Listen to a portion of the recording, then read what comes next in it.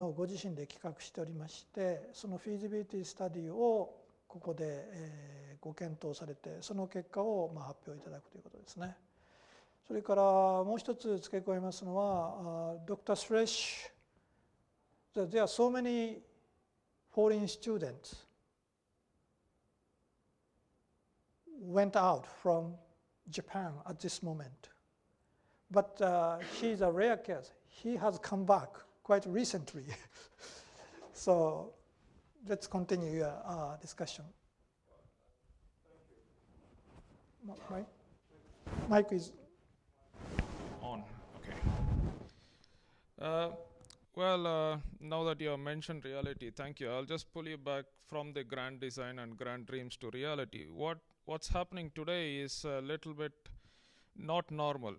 There is a little bit of a confusion. Even this program was a little bit of a confusion. We do not know if we can trust the government or probably listen to them. And we are not really sure if the businessmen, the people who run it, are actually telling the truth. There is lack of power. Getting from one place to another is difficult. Accessibility is an issue. And we call this as a disaster. But all these things are every day in India. So if you probably want to say, everyday life in India is a disaster. So that's a reality part, which is why I thought, okay, I'll go to Japan. It's still safe. And I'm probably living in a much worse life back in India. When you travel on Indian roads, it's far more riskier than being here. And it's difficult to kind of trust the government or probably the businessmen when they say all these scares. Personally, I do not believe them. So I still think Japan is safe, and thank you for inviting me, and thanks for being here. But to get back to this project and the grand design, or probably the grand dream I call it, can we actually deliver an objective service, not dependent on people, rather very objective and a reliable service that can actually work at any place, in spite of the difficulties in accessibility, in spite of the difficulties of lack of power, and all the things that we face now. And I did a feasibility, or rather my team did a feasibility study, and I'm happy to present the report now. Well, unfortunately, I guess like my team is not here. I tried my best. Again, like God was not willing.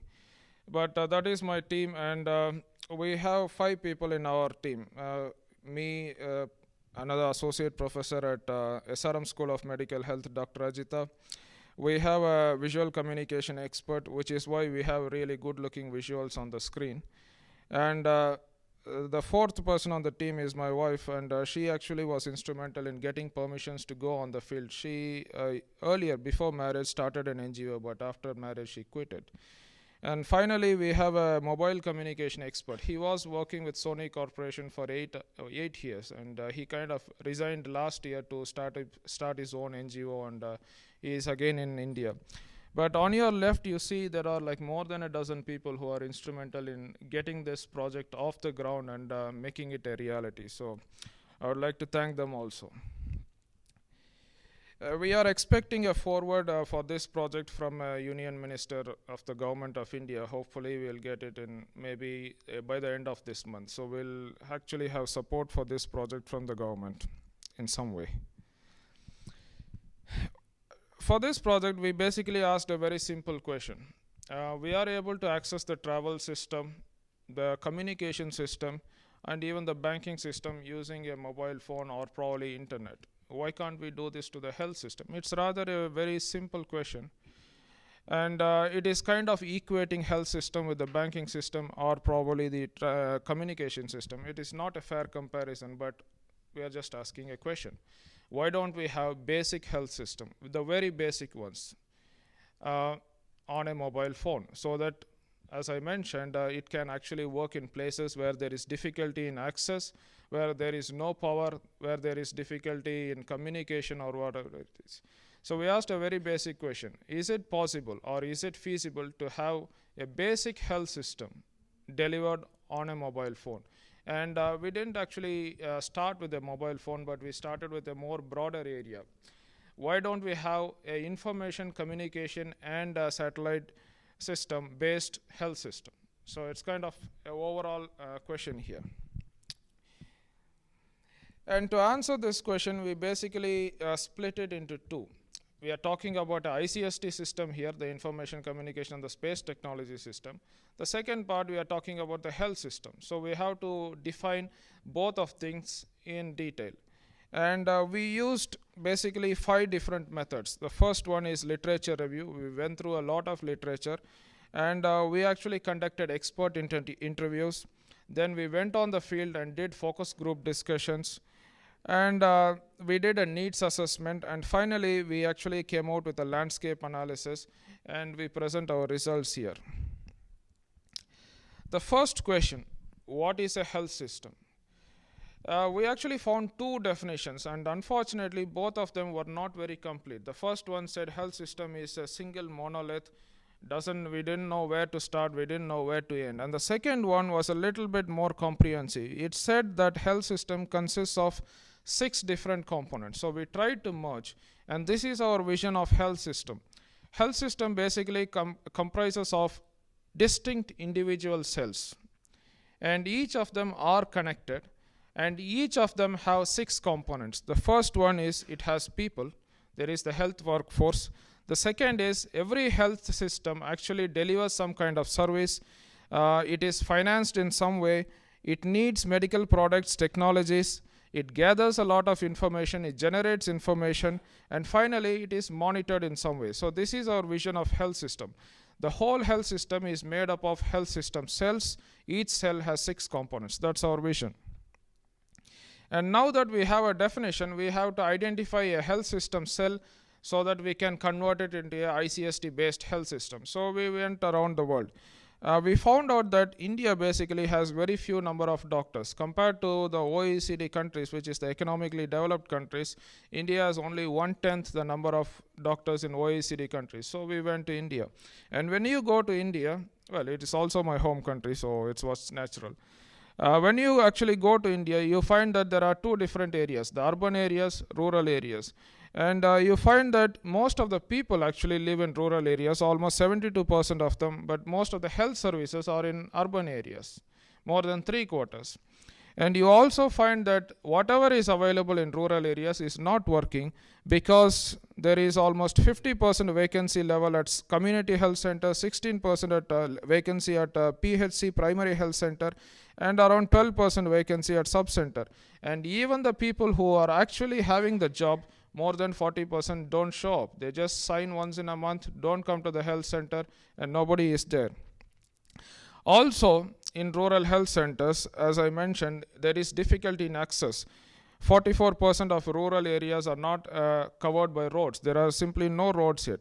46% do not have electricity, and even if they have electricity, the best case is you have a 10-hour power cut every day. Worst case is you don't have electricity, although you got a line. And tele-density, I'm not talking about the mobile phones here, but the basic tele-density is only 2 per 100 people, 1.9 actually. And the availability of water, again, is the best case is you get like let's say 10 to 10.5 hours a day. Worst case is you don't actually get water, proper water. So we identified the rural area as the place where we can work on. And if you would actually identify the rural area, there are 3 health system cells here. The first is the community health center, second is the primary health center, and the third is the sub-center. And we again identify the sub-center because that's the closest to people. The people, when they have any medical problem, go to the sub-center first, then they are diagnosed or probably treated there, and either they are referred to the next level or they are sent back to home. And they are referred to the next level, which is the primary health center. Again, it's the same case. They can be treated there or referred to the next level, which is the community health center. So we basically identified the sub-center as the place where we should start our work and convert it into a ICST-based sub-center. So that was our kind of narrowed down objective now. Can we actually have an ICST-based health system at the sub-center level? So what exactly is the ICST-based system? Most of our team basically are not communication or electronic or even space technology experts. But considering that we actually use all these things, we came out with an analysis of variation in the sense that how different can this new system be? And we are actually presenting the results on how this new system would probably differ from the existing system. The first ring on top is basically the same. You would have the same health system, the same health cell, which all the 6 components, which is basically what is already existing, the existing health system. But the new ICST system would have this extra 3 rings. It will have a device ecosystem. There will be several devices connected to a central device, and that central device would be connected to an information network, which could be wireless or wired or a combination of both. So this is a variation, or probably the analysis of variance compared to the existing paper-based system, which is just the first ring, and the proposed system, which is like adding up 3 rings.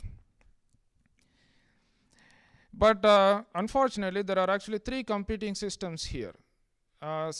All 3 of them in different stages of development. The first one is the telemedicine system, the second one is the e-health system, the third one is the m-health system. And so we just have to choose one, because we cannot go in 3 different directions and get confused.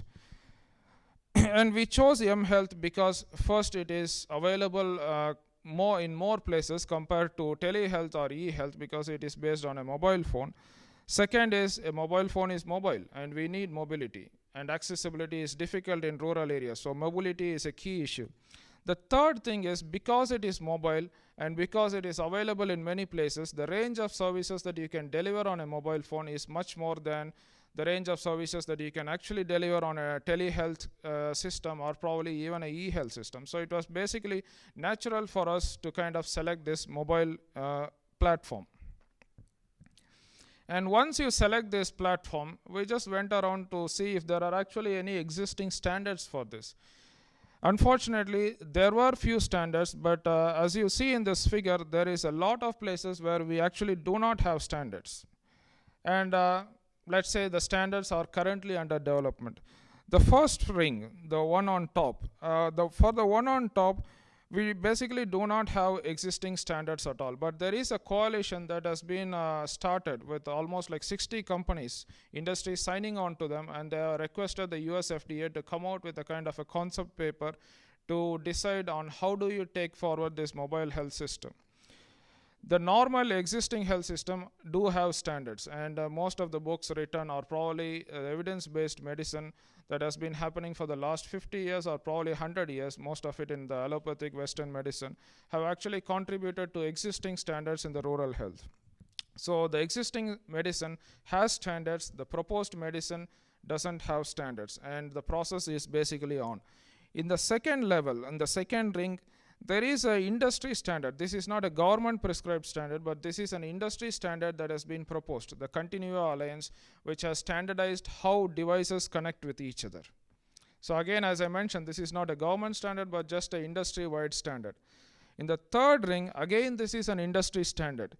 There is a proposed standard, or probably an industry accepted standard, on what kind of displays should medical technologies, or probably instruments used for medical services should basically have.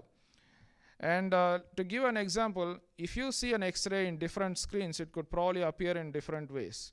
So you need to have some kind of standard. So this is an industry standard, an industry accepted standard, and it is called as DICOM. There is a US military government standard on what kind of device, or how this device should be manufactured and how this device should be tested if you want to use them in rugged rural areas. And that is called as MIL, which stands for Military Standards 810. And they have a long list of testing procedures on to see if the device can actually survive in rural or probably rugged areas. So we do not know what goes into them, but if anybody builds a device, then there is an existing standards to test the functionality in rural areas. And finally, for the communication network, there is an existing communication standard. So we just basically follow them. And as you see, there are few standards that are available. There are a lot of them that are not available, and further work needs to be done. So we go to the subcenter and find out all the services that are delivered in the subcenters. We have this big ring, 6 different components, and all we have to do is basically identify the 6 different components.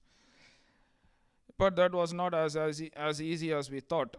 We thought it will take only 3 or 4 days, maybe a few visits, but when we actually went there, And this is the difference between reading in textbooks and what is actually happening on the ground. We found out that there are 14 different services, and some services actually have subdivisions. So in total, you have almost like 34 different services delivered by only 3 people. And that is basically where it doesn't work properly. Only 3 people, and in most cases it is only one person delivering 34 different kinds of services on different days. And for each one of the service, we had to find out 6 different components. So it was a huge job. We tried to kind of simplify it a little bit. What we did was, all the services are delivered by these 3 groups of people. So we kept them separately. And we merged 4 different categories: the service delivery, information, financing, and stewardship, because this is all information, this is all processes. And the next one is medical products, technologies, are all products. So we kind of divided them into 3 components: people, processes, and products. People is fixed, processes are different, and products are also different. So we have basically two things to go and find out. This is rather a kind of a long, maybe it goes for 10 pages, and I guess like probably you can read it in the report. What we did was like identified all the process, listed them, identified all the products, listed them for the 34 different services delivered on the ground. Took us a long time, but this is actually the purpose of this report. And if anybody, even in Japan or probably in any country, wants to kind of design a system that serves this, all they have to do is like look at this list of services and try to design something, and it should hopefully work on the ground. That was actually the point of developing a feasibility study. So let me just go through all these things, or probably skip all those things, and go to basically the summary slide. As I said, there are 3 different kinds of issues here: people, processes, and products. People exist. We are not going to change people into something like robots. They are still there, so we are not changing them. The processes are all softwares, and the products, we have listed it on this picture here. What we did in the next step is identify if existing developed or existing products have been already developed that can actually fit into this. And we give them a ranking of 5 stars, 1 to 5 stars. The first 5 star is it's already on the market, so we don't have to develop it. The second is 4 stars is it's already field tested. 3 stars, prototype developed. 2 stars, theoretical model. And 1 star, it's not yet on the market, it's being studied. So for each and every product, we scanned, we did literature review, we spoke to experts, and we did focus group discussions to find out if each product that can basically listed here can be actually connected to a mobile platform. And the results were basically surprising, because most of the products that we see here are already on the market, except that they are not in one place. They are in different places. A digital thermometer is there, a digital weighing scale is there, a digital stethoscope is there, a digital mobile phone connectable ultrasound is there. So we actually found that all the products are there in different places in the market, and all it needs is somebody, or probably some institution, to bring them together to make sure that you actually deliver a full service. So this is what this picture says. As you see, most of them are 5 stars, and a few of them are 2 stars, but that means like a theoretical model is already there, except that it hasn't gone to the practical level of connecting to the mobile phone because the need doesn't exist. And most of them are diagnostic tools.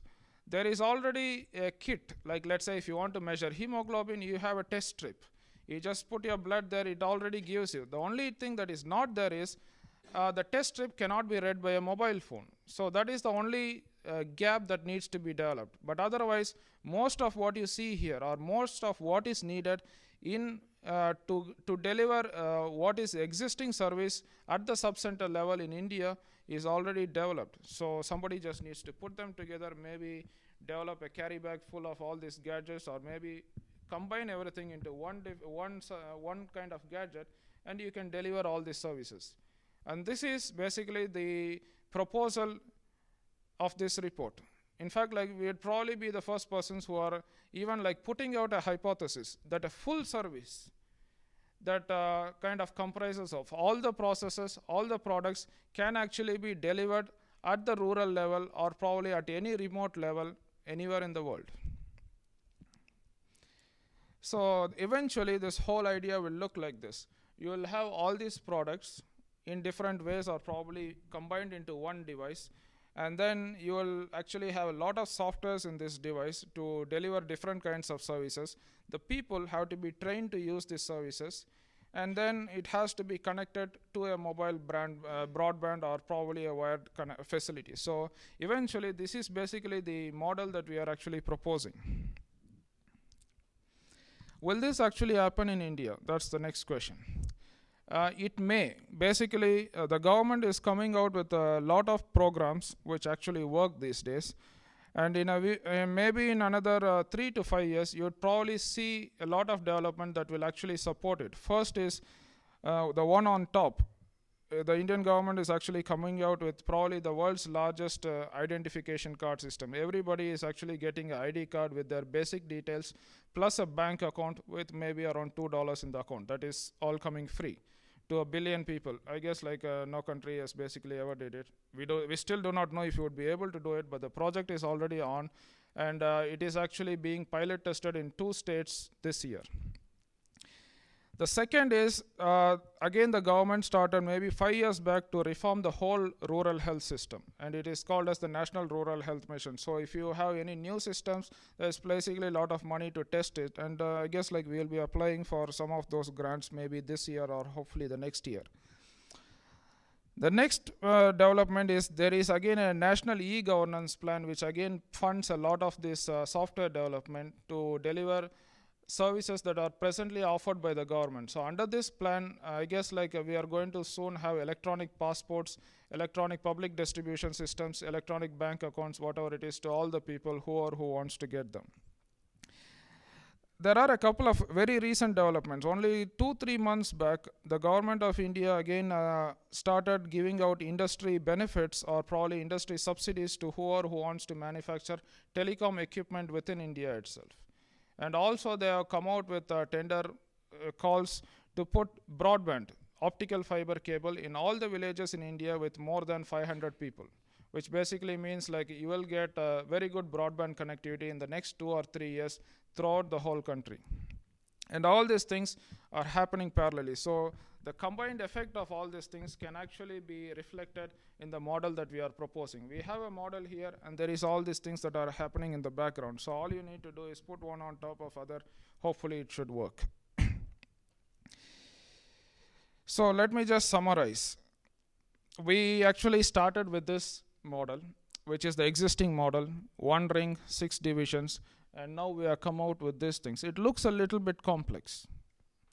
So that is basically the limitation of it. It is a little bit more complex than the previous model. Only 1 ring, 3 rings, so more complexity. The second difficulty is local ecosystem. We still, it may be difficult for all these things to work in all the places. We are talking about rural India. People are not that educated. Availability of power is still an issue. We can actually use renewable energy to support it, but again, that is still a long technological process to actually make sure the whole thing works. So local ecosystem still has to kind of support this. The third thing is cost. We are not talking about it because this is basically a feasibility analysis to see if the technology can actually exist or probably work. And cost, we all know that it actually keeps coming down. When mobile phone was introduced in India, per minute it was like $1. Now I guess it's the cheapest anywhere in the world. You can probably talk for 1 minute for less than a yen, which is not even available in Japan. So cost is a different issue that we are not talking. But let's look at the benefits. First thing is, if you have the system, then healthcare would be more accessible. Doesn't matter whether you are living in cities or probably somewhere beyond the mountains. As long as you have this device, you can actually get medical care. Second thing, it's not going to be dependent on people. It is going to be very objective. Second is, or probably third is, all this is going to be standardized, because most of this equipment would be pre-tested for standards. So all the reports that they will give you is going to be standardized. And once you put this on the ground, it is scalable. It is not a technology that will work only in one place. If it works in one place, it's going to work throughout the country and probably throughout the world. So it's going to be scalable. And all the information that comes in is going to be highly reliable. So if you have fever, it just doesn't say you have fever, but it will actually give you exact temperature. And if you do it tomorrow, then it will show you if your fever is going up or going down. Today we don't have this. All you have, if you actually read the statistics from the government, you will say, this many cases had fever. We don't know what kind of fever it is. And next week you'll get another set of statistics to show that so many people had fever. Again, we do not know if the same people had fever, same people fever went up or went down, if the treatment is working or not. So we don't know all those things. And when we know all those things, we can do something to them, and our intervention would be highly valid. So we'd probably have a high validity also. And when you have all this good information, we can actually plan better and hopefully maintain the whole thing better. So those are the advantages. The disadvantages are much fewer compared to the advantages, which probably helps us to push forward this system. Will this proposal or probably hypothesis work only in India? I guess that's a question probably anybody can answer. If it works there, it can probably work anywhere. And if you'd mix and match different systems, I guess you can put that in any homes in developed countries. So instead of actually designing one unit for a village in rural India, you can have one unit every home in Japan.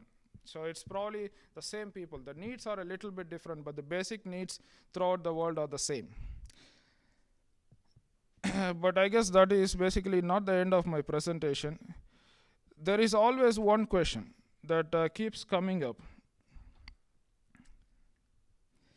Why am I talking about this when this is supposed to be a grand design of Japan? So let me just kind of show you one slide. But before I do that, let me just confirm what exactly is happening on the ground today and what we are proposing. I'm just taking, let's say, a small percentage or maybe one service out of the 34 services. And this is basically a form that comes from every village to the government of India every week. And as I said, it shows how many fevers were there in that village, how many people coughed, how many people had diarrhea, how many people had dehydration, how many people had jaundice, and how many people had acute flaccid paralysis. This is called as the IDSP, the Integrated Disease Surveillance Project. And if you would actually see the form, none of the information is actually reliable. And that is what we found on the ground after being there for 3 weeks. We do not know what kind of fever it is. People just go to the villages and ask, do you have fever? Say, tick. What does any doctor do with that? Nobody can do anything with that kind of information. Although there is a system on the ground that collects how many people had fever, dehydration, jaundice, whatever it is, absolutely none of the information is of any good. And compare that with the system that we are proposing. If it is actually on the ground, you will actually have the exact temperature, as I told you. You could also have the trends, and even with a decent amount of information, you could fairly diagnose or even come out with a differential diagnosis on what kind of disease this kind of fever produces. If it is high spiking fever, then it could be malaria, or probably it could be pneumonia. If it is only basic, raise in temperature, it could just be a basic cause. And we do not know what kind of dehydration it is. So if you'd actually put this on the ground, what we are trying to say is, you will have information that is highly reliable. You can have an intervention that is highly valid. But the present existing system is basically unreliable, and your intervention is extremely invalid. What is in it for Japan? Which is always the question. Why am I talking about India when I'm supposed to talk about the grand design for Japan? This slide basically shows why. We are proposing a ICST-based system, which is information, communication, and space technology. And if you'd actually see this slide, Japan basically controls more than half of all the production market. So if you are actually coming out with a new system, then obviously Japanese industries stand to gain a lot. And you find in this slide that at different stages of manufacturing, it's just not one area that Japan has more than 50% market share. But if you'd actually find in different stages, in some cases the market share is close to 80% or even close to 100%. So if you actually have to put it on the ground anywhere in the world, you will have to unfortunately yes, because I am not from Japan, you have to actually depend on Japanese industries.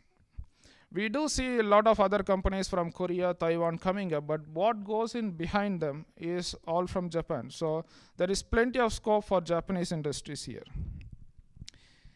And as I said, like I guess there is a Japanese name for that, and I may not be the person best to pronounce that name, but it's something called as Chuken Kigyo or whatever. Maybe I'm not pronouncing it rightly, but they basically have a majority share in most of the semiconductor industries throughout the world. And the proposed model basically kind of translates into lesser risk. The more widespread applications you have, the less risk you have. If you have only one application, you can have a big market one day, next day somebody else can come up and take away that market, so your risk is very high. When you put it into different markets, when you have semiconductor based whatever it is in different markets or different applications, your risk basically goes down. Even if one market vanishes, the next market still stays. And again, we are proposing what is a health system. And in health system, once you are in for a long time, because newer technologies basically do not come in as quickly as in let's say communication industry. Tomorrow you can have a new phone, but tomorrow you cannot have a new ultrasound. And ultrasound technology has been there for 30 years without much of a change, because if you want to put a new machine on the market, you will have to test it for at least a long time, and nobody basically does it. And that's one of the reasons why health sector is probably the last place where new technologies actually come. And whoever is in enjoys a happy, profitable life, I guess. So getting into health industry using our semiconductor expertise is actually good for the business.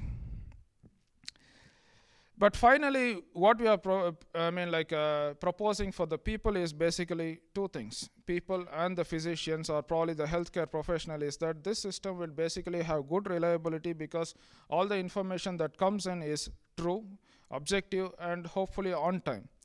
And what we do based on this is going to be highly valid. So these are the only two benefits, and these are all very, very real and very needed. And if it is basically unreliable and invalid as it exists today, it basically leads to disasters. And I guess I'll be probably talking more about unreliable and invalid service sometime in the afternoon. Thank you for listening.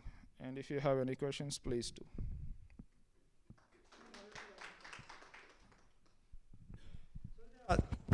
Any question?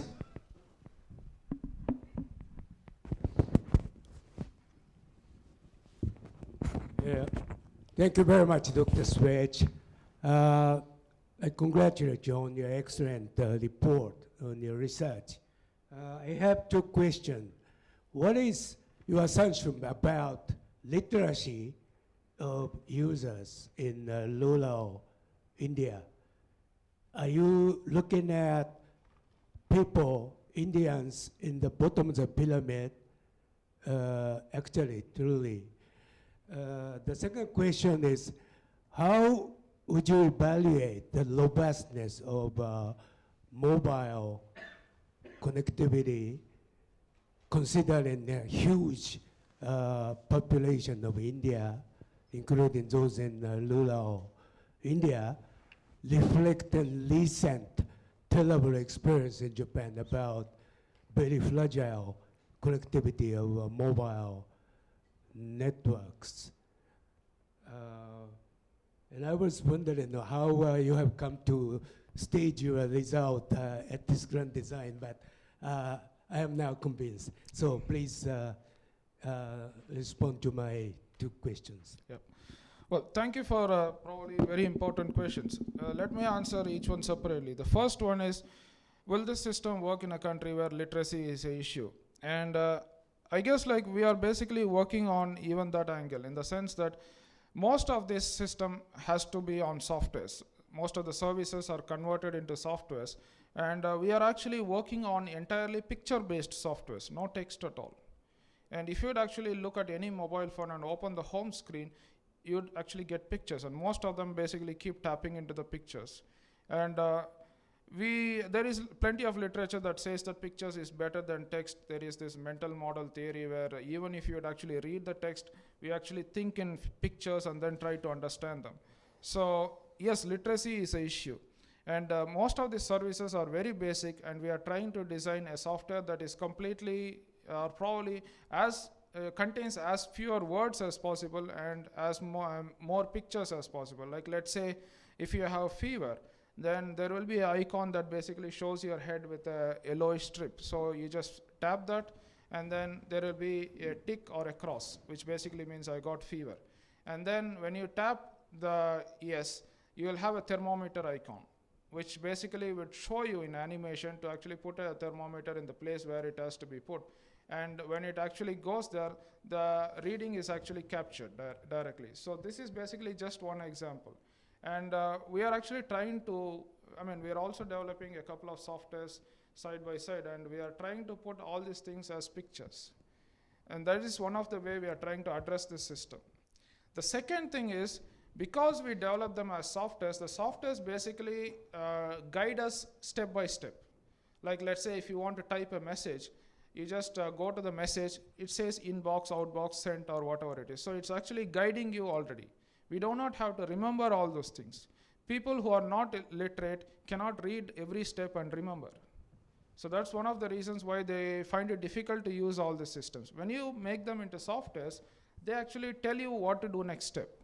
So you don't have to remember, and when it tells what to do next step in pictures, then you actually understand the whole system. So this is two ways that we are actually working on it. Whether it will actually work or not, maybe at the end of this year I'd probably tell you, because we are planning to do field testing of the software. So by the end of this year, we may actually have research-based answers to your question. The second one is robustness of this system. For this, I guess I do not actually have a direct answer, but let me just go through this slide. Yes. Yes, but I can basically say in a relative term. First thing is, we have an existing system that doesn't work. And we are proposing a system that hopefully will work. And we have different systems here. And if you would say that it is still possible not to find a telephone, a basic handheld telephone throughout the country. So if I am proposing a model based on telehealth, I'm sure it's not going to work. If you are talking about having a computer, whether it's a $100 computer or a $1,000 computer, it still does not exist throughout the country. So again, it will definitely not work. What we are proposing here is a mobile-based system. And right now in India, you can actually find a mobile phone wherever you go, whether it is a hilly area or whatever area. So it exists. Whether it is going to work in a disaster or whether it is going to work all the time, yes, no, it doesn't work that way. But compared to the existing paper-based ones, compared to telemedicine or compared to e-health, a mobile-based system is probably much more better, has a better possibility of working. So it may not be perfectly robust, but it is far better than paper-based systems, far better than telemedicine, far better than e-health, and hopefully we have to make it work in different conditions. So that is a place of development where it still needs to be developed. But I guess we are in the right direction. Thank you very much. Okay.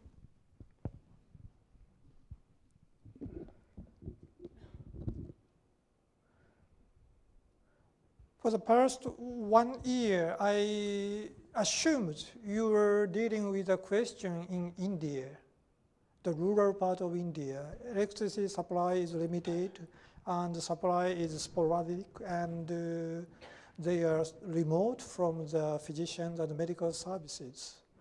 But actually at this moment, northern part of Japan are suffering from the similar situation at this moment. So I think application of your model to that kind of the emergency rescue in Japan might have some kind of the strong implication to Japanese case. Do you agree or not? Well, I cannot thank the earthquake for that, but I'm just happy that a lot of more Japanese people are actually being aware of the situation back home and in developing countries because of this. And again, the needs of people are basically the same. And so what can actually satisfy need of one group of people, the basic needs can actually satisfy the needs of other group of people. So people are basically the same. Hopefully this system actually can be of use to people wherever they are, and hopefully in whatever situation they are. Okay, So emergency for emergency, how to deal with the emergency, also how to deal with the developing countries situation. Maybe some share the common background somehow. Okay, thanks a lot, and give him your hands. So he will join the afternoon session again from the point of the public health expert, how to deal with post-earthquake medical conditions. Is that all right? Okay. And so I switch into Japanese. 午前中のセッションこれで終わります。そしてですね、午後のセッション、これもちょっと皆さんのご協力いただいて少しずつ急ぎながら進めますけれども、当初13時今から始める予定だったんですけども、午前中のセッションが1時間遅れですので、少し昼休みを45分ほど取りますという形でしょうか。そして途中ですね、アナウンスメントありますけれども、前回フォーラムにご出席いただきました横山隆一早稲田大学の教授からですね、電力の供給に関して特別のビデオ参加がございます。ということで、そのビデオが30分ほどございます。横山先生どうもありがとうございます。で、緊急に停電のこと、計画停電、あるいは現状のサプライがどういうふうに変化していくかと、第一線のお話をお伺いいたしますが、それを大体どれぐらいですかね、皆さん弁当を食べて戻ってこれるのが40分ぐらいでよろしいですか。40分ぐらいの開始で映像を流し始めますということで、13時40分から横山先生の映像を流します。それからもう一つですけれども、受信のことでちょっとご発言いただきたい、あるいはご発言いただける方ちょっと募りたいんですけれども、自治体の観点から5分ほどお話しいただくということでファイルを作っていただいております。それからもう一つは岩手の現状、途中こちらまでいらして往復する時の現状報告というのをやはり5分ほどいただけるということです。それから他ちょっとこちらから少しお願いしている件もございますけれども、田中先生、横溝先生、少しずつよろしければ何かご発言いただければということで、それからですね、午後から参加される方もいらっしゃいますけれども、ちょっと物流のことをですね、少し横溝先生を中心に少し議論してみようと。それから自治体の今の対応をどう考えるかということですね。それから一つだけちょっとここ専門がまだここに会場に来ていないものとしてはですね、イシューとしては原発の問題ですね。でこれだけはちょっと専門中の専門じゃないと分かりませんけど、専門中の専門の方みんな全員、仕事にかかりっきりということで、今日午前中にどう話が進行したかも私自身把握しておりませんので、ちょっと調べて、ご専門の方がどういうふうな判断されているかというものを見る程度ぐらいになりますけれども、それから全体の危機対応ということでディスカッションというものをいたしますと、そういう予定でよろしいでしょうか。では40分、13時40分からビデオ、横山先生のビデオを流しますのでよろしくお願いいたします。